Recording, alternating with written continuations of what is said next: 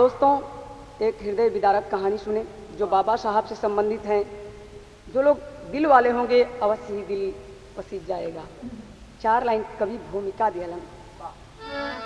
चाहे पत्थर पड़े चाहे पानी पड़े, चाहे तूफान ले करके गम को है आता, चाहे शोला भड़कती दहकती जमी, पर न माने ललन भीम पढ़ने है जाता। राह रोके बहुत गम के बादल बनी, पर दीवाना न माना कदम को बढ़ाया। लाख कांटे चुभे पर दर्द न हुई, भीम बन कर के सूरज अंधेरा मिटाया।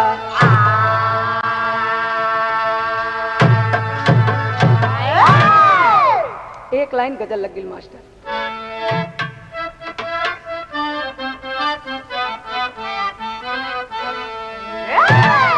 बहुत अच्छे गजल का लाइन ये रहा कि दिल के करीब आके दगा दे गई मुझे।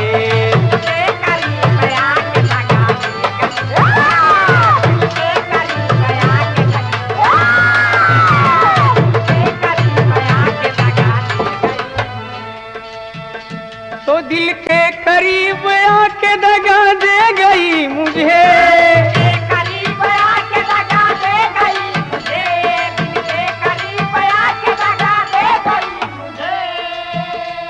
दिल के करीब आके दगा दे गई मुझे।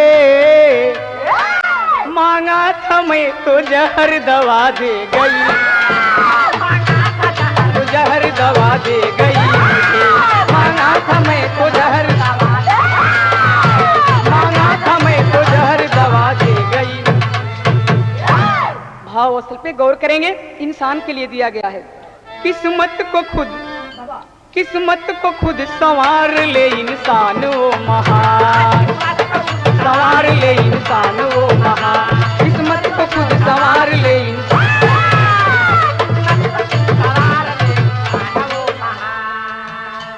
किस्मत को खुद संवार ले इंसान वो महान, इंसान वो महान। खुद संवार ले इंसान, किस्मत को खुद संवार ले इंसान हो महान। अपना चिराग बार ले इंसान हो महान, अपना चिराग बार ले इंसान, अपना चिराग बार ले इंसान हो महान। किस्मत को खुद संवार ले इंसान हो महान, अपना चिराग बार ले इंसान वो महा। गौर करेंगे, कहानी का शुरुआत हो गई।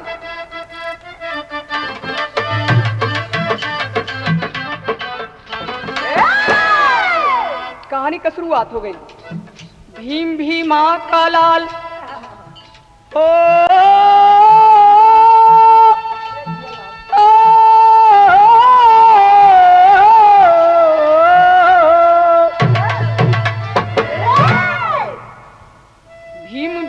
का लाल राम जी का प्यारा था, नाक का बाल और नैन का उतारा था।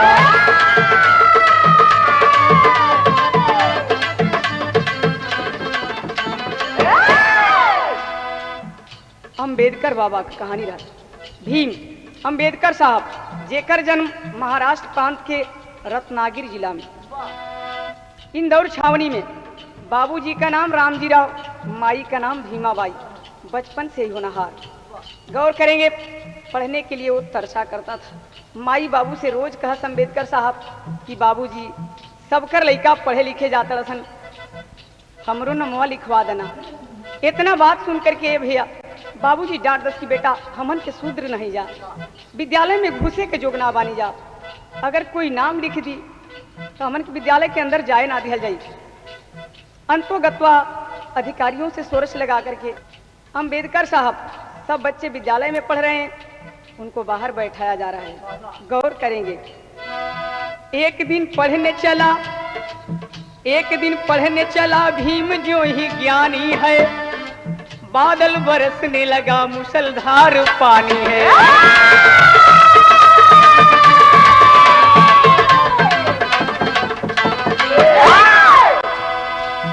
माई बाबू मना करे लगलन, बादल झूम झूम कर बरसे लगल, लेकिन भीम रुके वाला ना बना। रोकते माता पिता माने ना बचनिया के, घुसा है भीम जाके घर में एक बनिया के।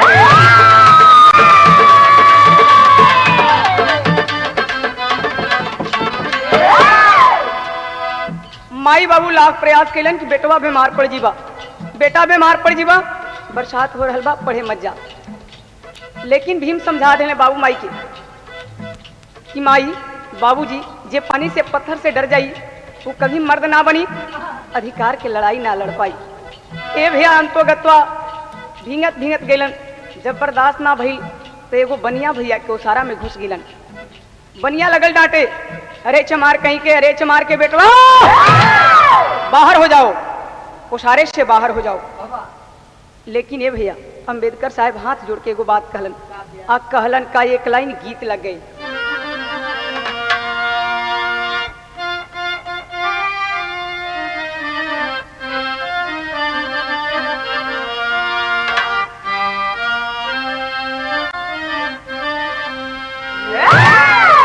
जौन मास्टर लाइन दिहलन कि उठो मुसाफिर भोर हुआ है, उठो मुसाफिर भोर हुआ है, गाड़ी आने वाली है।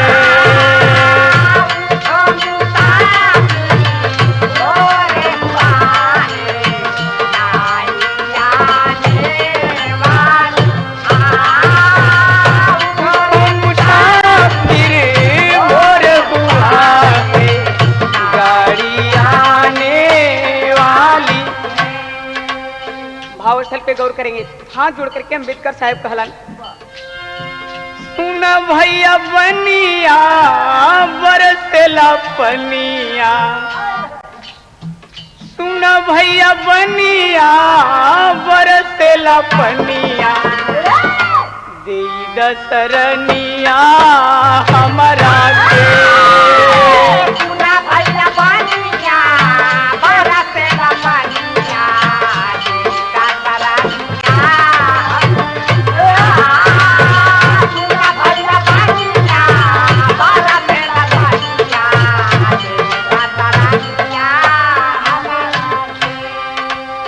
इतना बात सुन करके बनियवा और डांट के कह लागल, जतिया के हउए तू त बेटवा चमार रे, बेटवा चमार रे,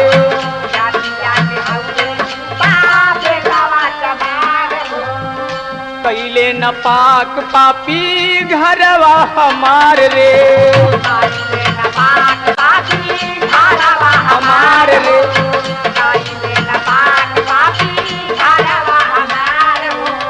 बोले भैया बनिया दे दसरनिया, बोले भैया बनिया दे दसरनिया, बरसेला पनिया सुन लना।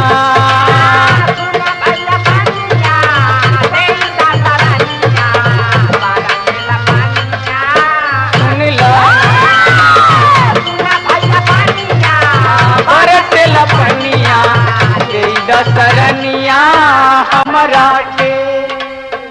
इतना बात कहले अंबेडकर साहब के डांट करके बनियावा कहे लगल, अरे चमार के लड़के, अरे चमार के लड़के, तूने तो मेरा घर ही नाश दिया। आ इतना बात कह करके बनियावा घर में घुसल, ओकरा से तनी ओकर कठोर दिल के औरतिया रहल, आ औरतिया से जा करके कहलस का गीत का लाइन लग गई मास्टर।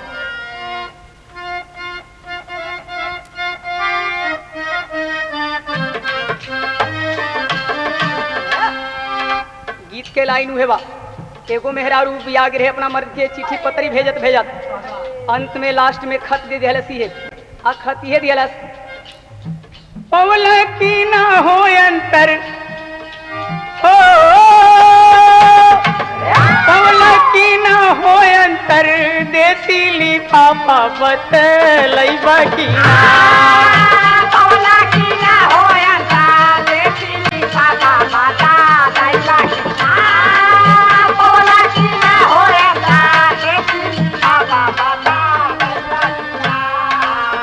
बैरन मोली खतानी साफा बम्बैया राजा अरे बोला यही बाकीना बता दे राजा।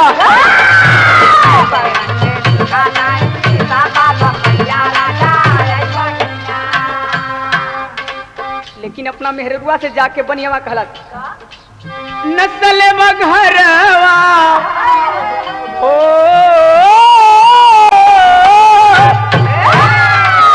नस्ल बघरवाई आके चमरवा ओ सरवा में ना। आके चमरवा ओ सरवा में ना। घरवाई आके चमरवा ओ सरवा घुसल बाई के छो करवाए गोरिया ओ सरवा में ना। करवाए गोरिया ओ सरवा में ना। गोरिया ओ सरवा में घर तक मार के लइका आके नाच दिला। बनिया के नारी सुनी झड़ुआ उठावे ले।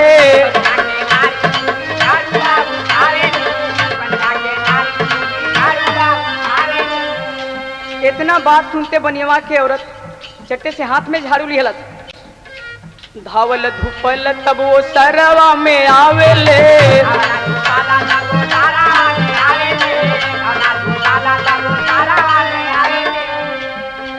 लइका लचरवा के धई करके बरवा वो सरवा में ना। लइका लचरवा के धई करके बरवा वो सरवा में ना। लइका लचरवा के धई करके बरवा वो सरवा में ना।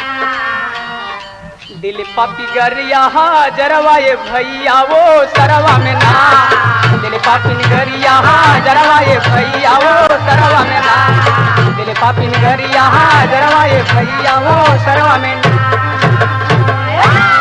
ए भैया बनियावा डटलस आ जौना घरी बनियावा डटले बा औरत हाथ में झाड़ू लियलस।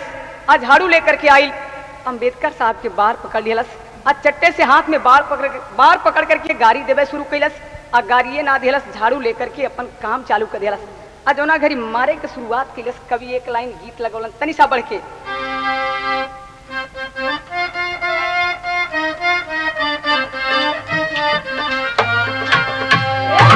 जवन गीत आप लोग के मार्केट में चल रहा बिया कि बक्सर जिला भोजपुर यारा के आगे पटना। बताव ड्राइवर बाबू किराया ले कितना। बताव ड्राइवर बाबू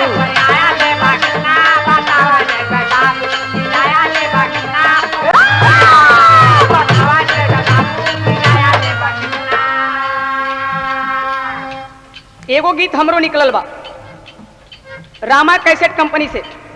कैसेट के नाम हमरा टोला चला। जौना में पूनम भारती कुछ और गौले वाली हम उत्तर में गौले वाली।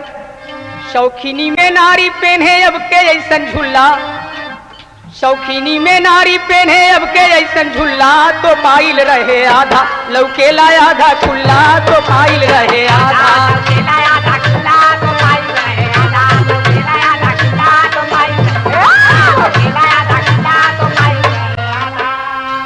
भावास्थल पे गौर करेंगे। बनियावा के मेहरारू कैलाश का अम्बेडकर के साथे कैसन व्यवहार। देखे गारी अत्याचारी बनिया के मेहरारू।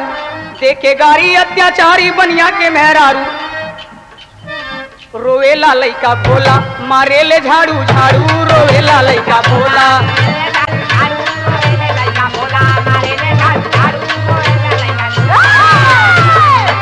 देखे गारी अत्याचारी बनिया के मेहरारू। रोवेला लइका भोला मारेले झाड़ू घर से निकाल दी ढकेल के बाहरवा।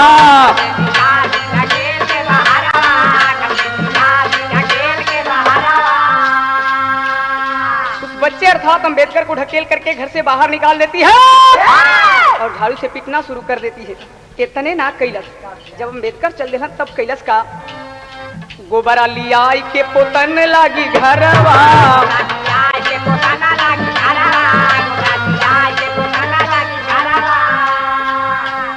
बनिया बोला बन के सोला, बनिया बोला बन के सोला, आइल घर बिगाड़ू, रोवेला लइका बोला, मारे ले झाड़ू झाड़ू, रोवेला लइका बोला।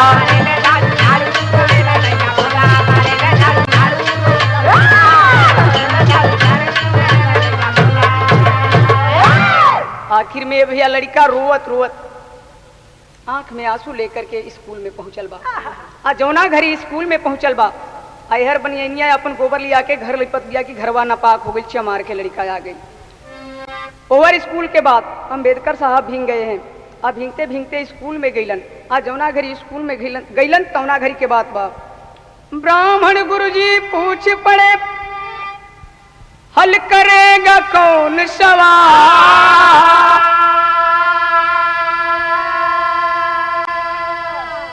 सारे बच्चे हार गए, बोला चमार का लाल।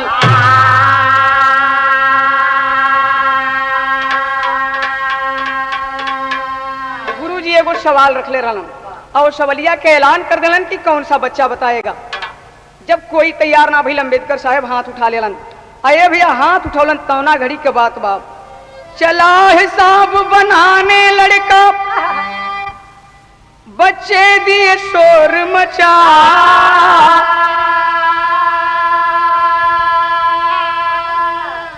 दर्द बढ़ल दिल में दूना,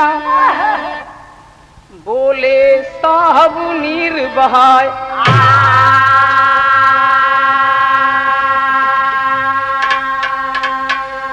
ए भैया कोई नहीं खे तैयार होती साहब बनावे बदे। अम्बेडकर साहब तैयार भइलन। ओ समय लड़िकवा डांट करके एगो बात कहलसन, आ गुरुजी से भी एगो बात कहलसन। आ कहलसन का एक लाइन गीत लग गई। आ गीत के लाइन बाप, कि जन्म जन्म के हो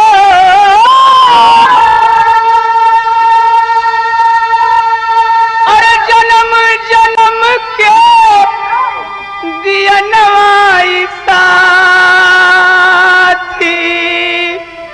बुझ गईल दिया ना, बिसर गईल बाती, बुझ गईल दिया ना, सारी गईल बाती, बुझ गईल दिया ना, सारी गईल बाती, सारी गईल बाती,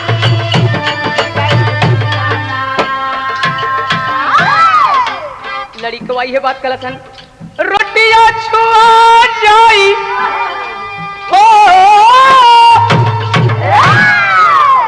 रोटियां छुआ जाई, धर्म में नसाई हो, चमरा के बेटा जब, चमरा के बेटा जब ही तबिया बनाई हो, चमरा के बेटा जब साबिया बनाई हो, साबिया बनाई हो, हो रोटियां छुआ जाई हो,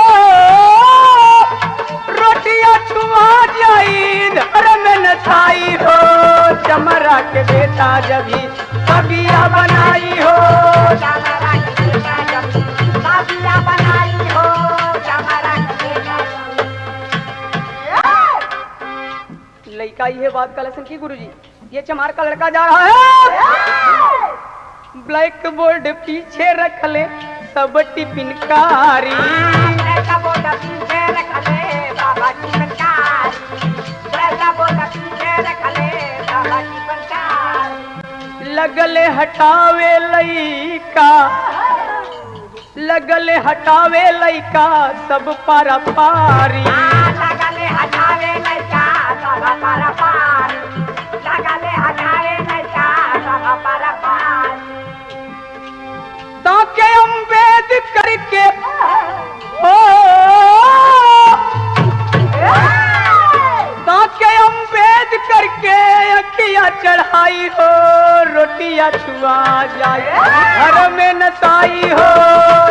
रोटियां चुरा लारा में नसाई हो रोटियां लारा में नसाई हो रोटियां चुराई। इतना बात जब कहलसन सब लइकन के टिफिनकारी ब्लैक बोर्ड के पीछे रहल। अब ब्लैक बोर्ड के पीछे रहल, बारी बारी से लइका हटावे लगलसन।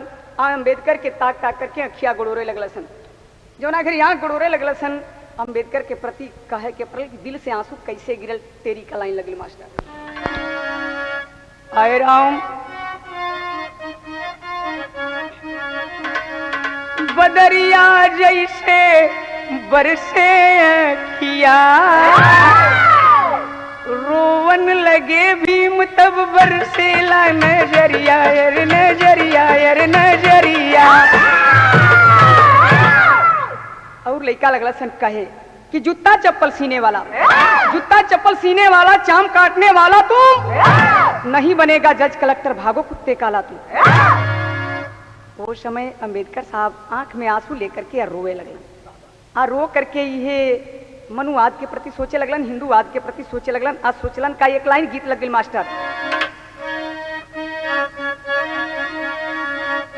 जौर मास्टर गीत है कि पतरे ही राम जी के पातरकारी हैया रामा पतरे ही राम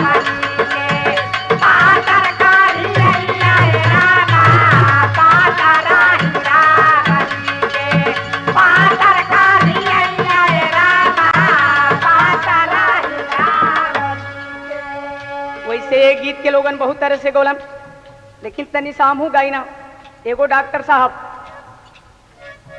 एगो नई नई लेडी गई रहे दवाई करावे बदे, कैलन का तनी सा छेड़छाड़ कर दिलन और उहे बात कहलस अगिया लगइबो ए डॉक्टर, अगिया लगइबो ए डॉक्टर, तोहरी डॉक्टरिया ए रामा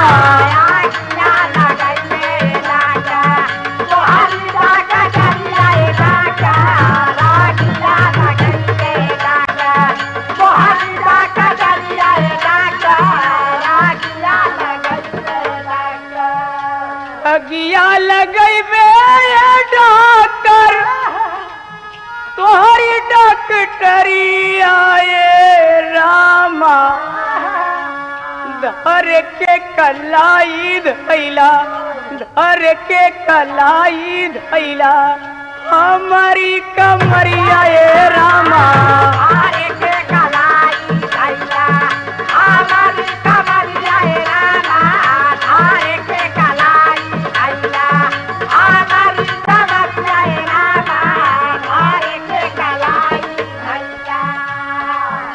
बाबा साहब सोच रहे हैं बड़ा बेईमान बाटे, बड़ा बेईमान बाटे मनु के विधानवा ए रामा बड़ा बेईमान बाटे मनु के विधानवा ए रामा बड़ा बेईमान बाटे मनु के विधानवा ए रामा बड़ा बेईमान बाटे बड़ा बेईमान बाटे मनु के विधानवा ए रामा सोचला ललनवा अपने, सोचला ललनवा अपने आंसू भरी नया नवा ए रामा सोचला ललनवा आंसू भरा नया ए रामा सोचला आंसू भरा नया ए रामा सोचला एक ही बखाना पानी एक ही पवानावा हो, एक ही बखाना पानी एक ही पवानावा हो, एक ही बखाना पानी एक ही पवानावा हो, एक ही बस सूरज चंदा एक ही गगनावा हो, एक ही बस सूरज चंदा एक ही गगनावा हो, एक ही बस सूरज चंदा एक ही गगनावा हो। तब कैसे छूत तना, तब कैसे छूत तना बढ़ल बा जहनवा ए रामा तब कैसे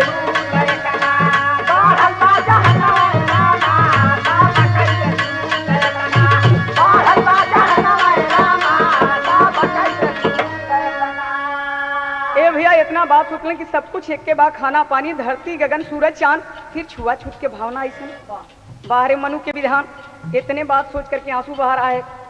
वही स्कूल के भैया एगो पंडित जी गरीब पंडित जी घरे ले गिलन कहलन कि बेटा तुम्हारा वस्त्र गीला है बीमार पड़ जाओगे पहले ये मेरी धोती लो आ धोती दिहलन कपड़ा बदलन अम्बेडकर साहब के कपड़ा सुखल। ये तरह से अम्बेडकर के दिल में बड़ी खुशी भइल कि कोई ब्राह्मणों में लगत बाकी इंसान बा। ए बात के सोच करके अम्बेडकर साहब बड़ा खुश भइलन आ धीरे धीरे प्रगति करत गिलन आ प्रगति करत गिलन आगे कब मिलल का अल्लाह का लाइंदा।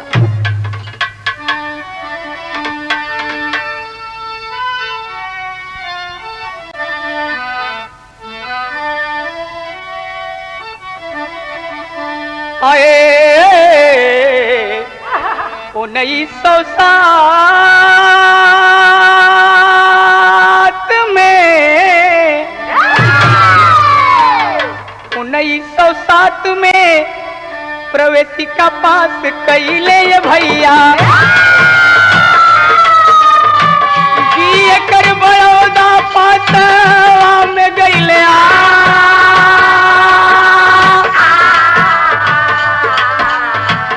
अर्जी दे के पवले लेफ्टी नेंट के नौकरिया ये भैया 1913 में गईले अमेरिका समा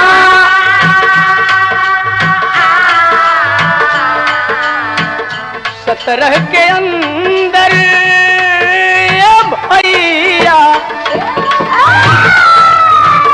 17 के अंदर पास एम में हो गईले ये भैया 18 में बम्बे प्रोफेसर भइले जा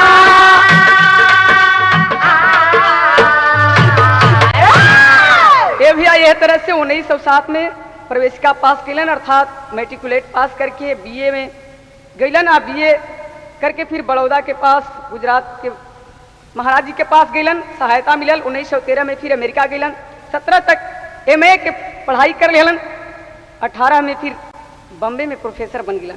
ये तरह से जाकर के विदेश में लंदन में जाकर के एमएससी जीएससी LLD DLitt PhD bar at law कर लेलन। 18 अगस्त सन 1947 के ऐसा महान बन गिलन कि संविधान चयन में भारत के संविधान के चयन होते रहे उस समय अध्यक्ष बनावल गए। अंतिम लाइन लगल अरे तरह चले भारत के विधान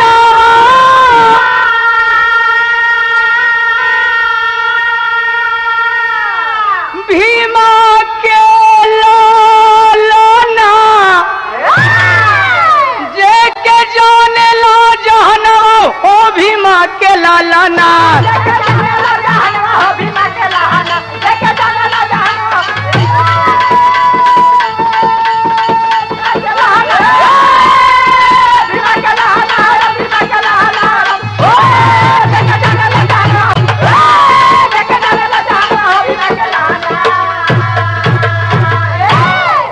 गौर करेंगे कैसन संविधान के निर्माण कैलन कि पिछड़न के खून दलित के ऑक्सीजनवा अनारी के सिंगार हुए भारत के विधानवा